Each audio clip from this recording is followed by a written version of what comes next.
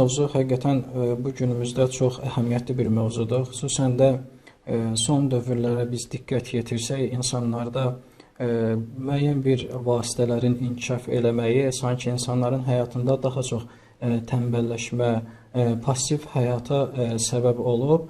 Təbii ki, dinimiz də bu məsələni insan üçün nöqsan bilir və insana həmin haldan, həmin xüsusiyyətdən qurtulmağa çağırış eləyir.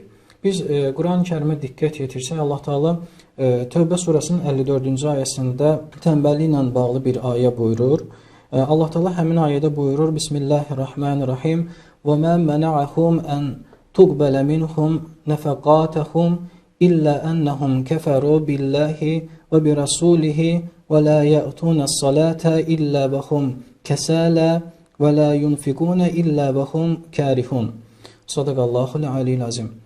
Ayədə Allah Taala buyurur ki, onların xərclədiklərinin qəbul olunmasına mane olan yalnız Allahı və onun peyğəmbərini inkar etmələri, namaza tənbəl-tənbəl gəlmələri və istəməyə xərcləmələridir.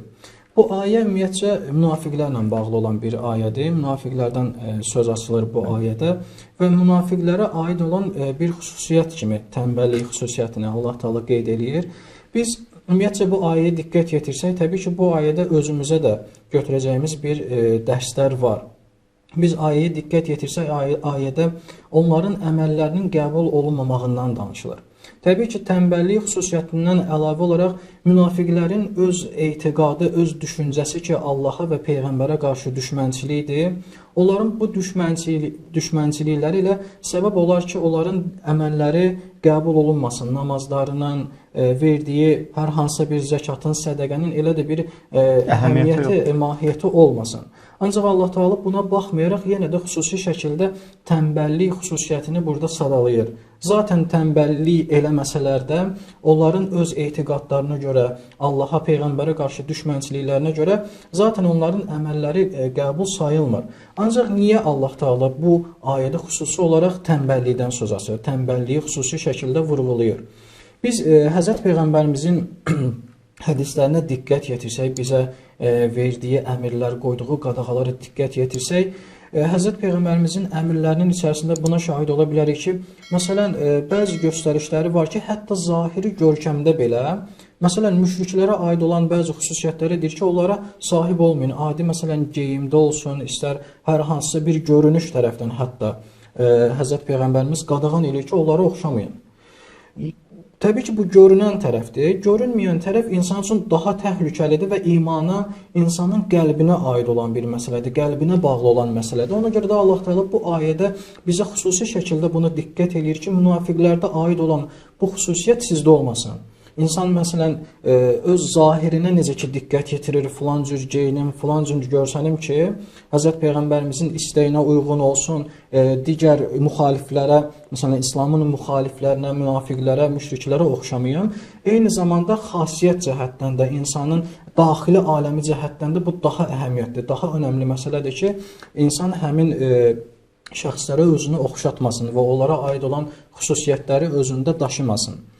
Bundan da əlavə bizim bəzən olur tənbəlliyə yanaşmamız bəzən düzgün olmur. Biz bəzən hər hansı bir işi etməyəndə o işi etməməyimizi sanki bir xoş bir hal kimi təqdim eləyərək, sanki sevincli bir hal kimi təqdim eləyirik. Bəzən filan işi eləməyə tənbəllik elədim. Bu cür yanaşmamız olur. Təbii ki, bu düzgün yanaşma deyil. Əslində insan özü fərqindədirsə, filan işi görməyə tənbəllik elədim. Əslində bu fərqindəlik özü üçün bir siqnal olmalıdır. Çünki İmam Baqir əleyhissalam bir hədisdə qeyd edir ki, tənbəllik insanın həm dünyasına, həm də axirətinə ziyan eləyər. Bundan da əlavə Həzrət Əli əleyhissalam başqa bir hədisdə buyurur ki, tənbəl insan, işinin dalıyca getməyən insan peşman olar. Bu peşmançılıq təbii ki, həm dünyaya aiddir, həm də ki, axirətə aid olan bir məsələdir. Bundan da əlavə eyni zamanda tənbəllik xüsusiyyəti insanda Allahın göstərişlərindən geridə qalmağa gətirib səbəb olduğuna görə Allahın da xoşu gəlməyən bir xüsusiyyətdir və bununla bağlı İmam Musa Kazım əleyhissalam bir hədis qeyd edir ki, deyir, çox yatmaq və bihudə işlər görmək, tənbəllik eləyən insanlardan Allahın acığı gələr, xoşu gəlməz. Dinimiz ümumilikdə bu cürdən yanaşır ki, insan tənbəl xüsusiyyətindən, tənbəllik xüsusiyyətindən uzaq olsun və bilsin ki, bu münafiqlərə aid olan bir xüsusiyyətdir. Müsəlmana iman gətirənə, həqiqi iman gətirəndə bu xüsusiyyətin olmağı nöqsandır. Ona görə də bacardığı qədər bu xüsusiyyətlərdən özünü ayırmağa çalışır.